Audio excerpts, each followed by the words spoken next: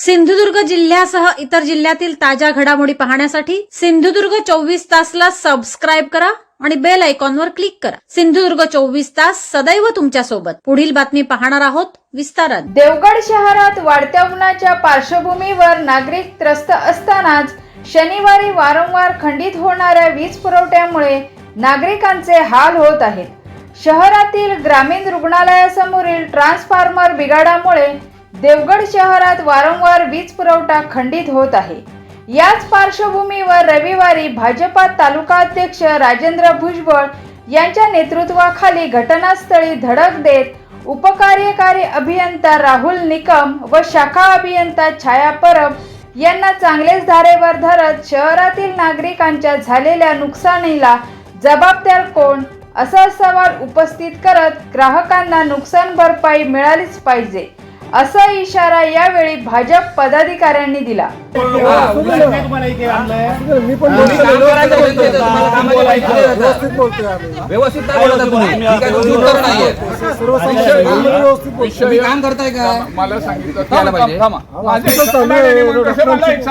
Contractor ह्याचा contractor कोण आहे?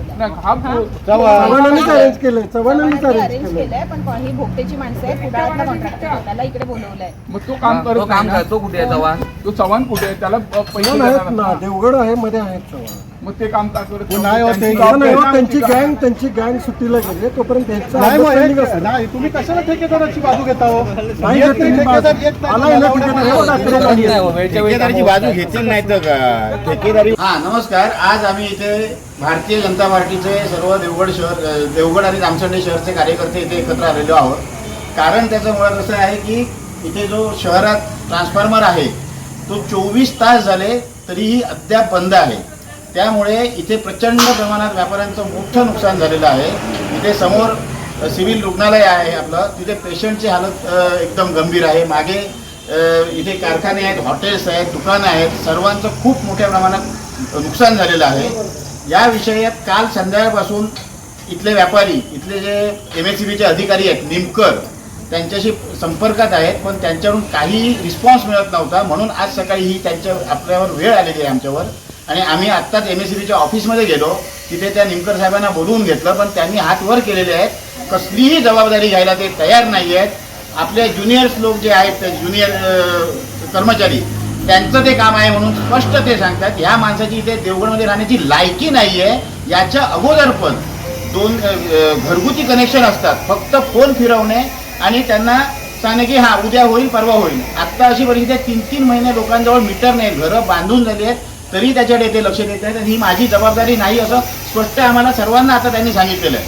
आणि प्रत्येक वेळी हे आपल्या ज्युनियर लोकांवर हे ढकलतात आणि आपण ऑफिसमध्ये बसून असतात। इथे आलेले आहोत आणि या माणसाची बदली झाल्याशिवाय आता आम्ही थांबणार नाही आहोत। दुसरा विषय, या 24 तासात जे काय व्यापाऱ्यांचं नुकसान झालेलं आहे ती नुकसान भरपाई मिळावी याच्यासाठी आम्ही आता त्यांच्यावर दावा ठोकणार आहोत।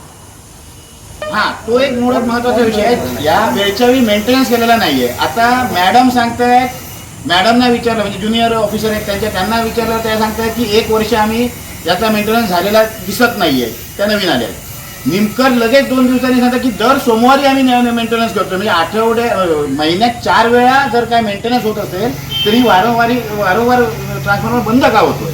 म्हणजे याच्यात निमकरांचं नेमकं खरं कुणाचं, हा आता संभ्रमाचा विषय झालेला आहे। काल सकाळपासूनच हा खेळखंडोबा लाईटचा चालू होता। काय खेळखंडोबा सकाळपासूनच चालू होता, 10 वाजल्यापासून कमीत कमी 7-8 ते 10 वेळा लाईट गेला।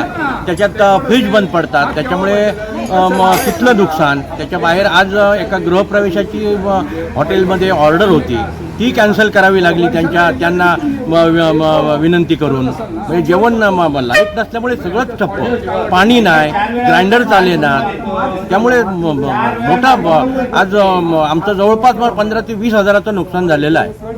आणि ह्या कोण जबाबदार?